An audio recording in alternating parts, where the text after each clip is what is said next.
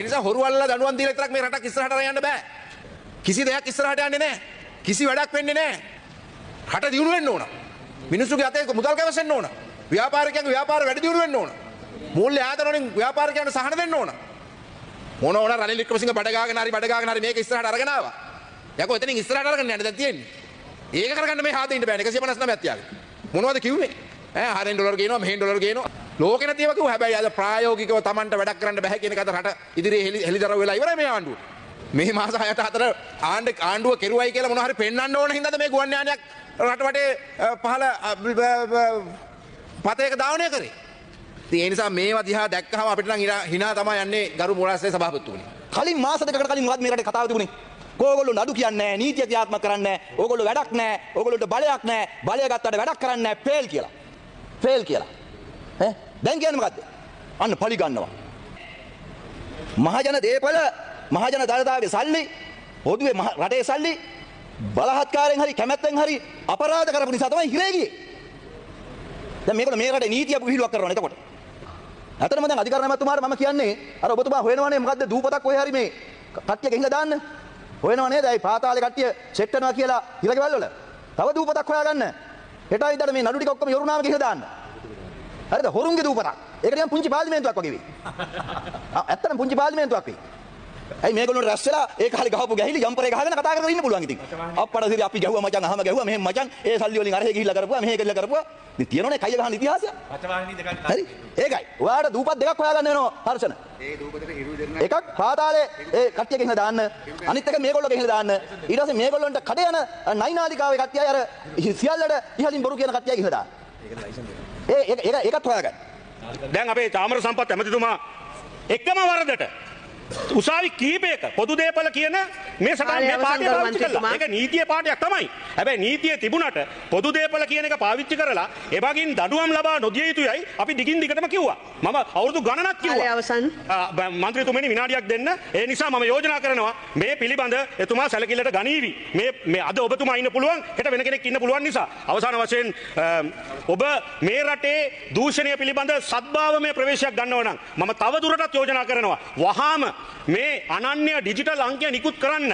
මේ අනන්‍ය ඩිජිටල් අංකය නිකුත් කිරීමෙන් පමණයි මේ රටේ දූෂණය නැති කරන්නට පුළුවන්. මේ රට ඉදිරියට ගෙනියන්නට පුළුවන් වෙන කිසිම ක්‍රමයක් නැහැ. එතුමා වැදගත් කාරණාවක් මතු කරා මුලස්වාද මන්ත්‍රීතුමියනේ මේ අර දේශපාලන පක්ෂවල කිනුම් අරමුදල් ඒව ගැනත් හොයන්න කියලා. ඇත්තටම හොයන්න ඕන. මොකද හේතුව මේ දේශපාලන පක්ෂ රාජ්‍ය බලය තියාගෙන තමයි තර වෙන්නේ. තර වුණාට පස්සේ මහ ජනතාවට වංචා කරනවා. විශේෂයෙන්ම කුප්‍රකට ව්‍යාපාරිකව පක්ෂ වලට රිංගලා පහුගිය කාලේ රටේ කීර්තිනාමයක් තිබිච්ච පක්ෂ විනාශ කරා. නායකයෝ විනාශ කළා. කොටාබේ රාජපක්ෂ මහත්තයා වගේ අයට අන්ත අසරදත්වයට පත් වෙන්න සිද්ධ වුණා. ඒක නිසා විශේෂයෙන්ම මම හිතුවා ඒක ඇති කියලා අධිකරණ මැතිතුමා මේ පනතරම් පුළුවන් නම් සංශෝධනයක් ගෙනල්ලා ඒ පහුගිය කාලේ ශ්‍රී ලංකා විදාස් පක්ෂ වගේ වැදගත් පක්ෂ විනාශ කරපු හොරු ටික ගැන ඒ කාබාසිනිය කරපු කට්ටිය ගැන හොයන්න ඕන. ඒක ඉතින් මම ස්තුතිවන්ත වෙනවා ඔබතුමාට ඒක හෘද සාක්ෂිය එකඟව ඉදිරිපත් කිරීම ගැන. මමත් එතුමාට ගරු කරනවා.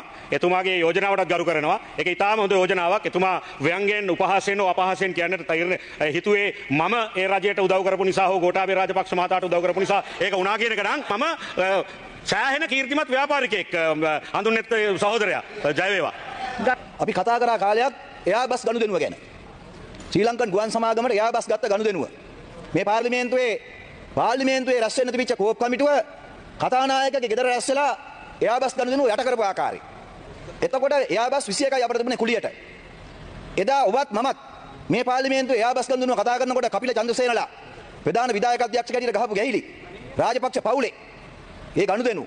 ඊට පස්සේ ඒක ඈවර කරන්න රනිල් වික්‍රමසිංහ දාපු රත්වත් වෙලා ගහපු ගැහිලි ප්‍රධාන විධායක අධ්‍යක්ෂ කළ හැටියට නිසා කවදාවත් ඔයත් මමත් හිතුවද අපේ ජීවිත කාලේ නැවත ශ්‍රී ලංකන් ගුවන් සේවයට එයාබස් එකක් එනවා හෙන් දකින්න පුළුවන් වෙයි කියලා. අපි හීනෙන්වත් හිතුවේ නැහැ කරු කතානායකතුමනි. ගරු මුලාසාල් මුතුනි මම නම් ඇත්තටම මගේ ජීවිත කාලේ මං හිතුවේ නැහැ. මගේ ජීවිත කාලේ ශ්‍රී ලංකන් ගුවන් සමාගමට අලුතෙන් එයාබස් එකක් එනවයි කියලා ප්‍රවෘත්තියක් අහන්න ලැබෙයි කියලා. මට මතකයි අපේ විපක්ෂයේ මන්ත්‍රීතුමා කිව්වා එක වෙලාවක ශ්‍රී ලංකන් ගුවන් සමාගම රුපියලකටවත් විකුණන්න බෑ කියලා. රාජ්‍ය අමාත්‍යතුමා එරාන් වික්‍රමරත්න ඇමතුමා කිව්වා කවුරු හරි කෙනෙක් මේ ශ්‍රී ලංකන් ගුවන් සේවය රුපියලකට හරි ගන්නවා නම් දෙන්න ලෑස්තියි කියලා. ඒ කියන්නේ ශ්‍රී ලංකන් ගුවන් සේවය රනිල් වික්‍රමසිංහ රාජපක්ෂ ආණ්ඩු දෙකම රුපියලකටවත් ගන්න බැරි දැනට විකුණා. කාබාසිනිය කළා. ඒක තමයි ඇත්ත යථාර්ථය.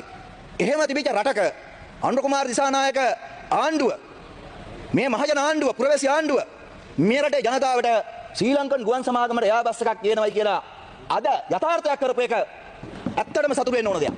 නැද්ද කියන්නේ? සුපියලකට වගත් විකුණන්න බැරි වෙයි කියලා තිබිච්ච එයා ලංකාවේ පාඩු කරපු එක මේ ආණ්ඩුව ඇවිල්ලා ඒක සතුටක් තමයි. අපි ඒක අද හරි සතුටු වෙනවා. අපි සතුටු වෙනවා කිරිබත් ගන්න ඕන දවසක් හරි නම් අද. මොකද රුපියලකට වගත් විකුණන්න බැරිව තිබුණයි කියලා ඉරාන් වික්‍රමරත්නලා පම්පෝරි ගහපු ශ්‍රී ලංකන් ගුවන් සමාගමට අද ගුවන් යානයක් ගේනවා. ගුවන් යානයක් ආවා. ඔයගොල්ලෝ හොරකම් කරලා බල්ලෝ ගේන්න පිටරට සිංගප්පූරුවට ගුවන් යානය ඇරියා. ත්‍රිරන්සි වික්‍රමසිංහගේ සහෝදරයාට.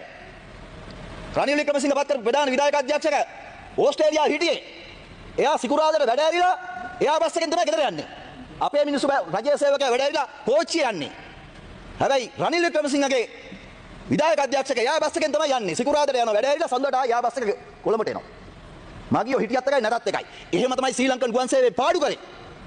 මම මේ කියන්නේ එක ගනුදෙනුවක් විතරයි. ඔව් ඇත්ත. මම කියනවා ඒ ඔක්කොටම ඉතිහාසයට ගිහිල්ලා හැම එකාටම දඩුවම් දෙන්න ඕන. මහින්දානන්ද දැන් මේගොල්ලෝ කතා කරන මෙතන පාර්ලිමේන්තුව ඇවිල්ලා කෙහෙලිය රඹුක් වැල්ලට අපදෙනකන් මේ යාළුව එකෙක් ගියාද බලන්න. දැන් අද මර්වින් ඇතුලේ ඉන්නවා.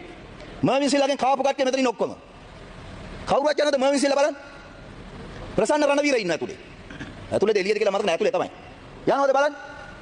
ඒ කාලේ ප්‍රසන්න රණවීරත් එක්ක මේ පාර්ලිමේන්තුවේ සිගරට් එක එකට ගහපු කට්ටිය මේ ඉන්නේ.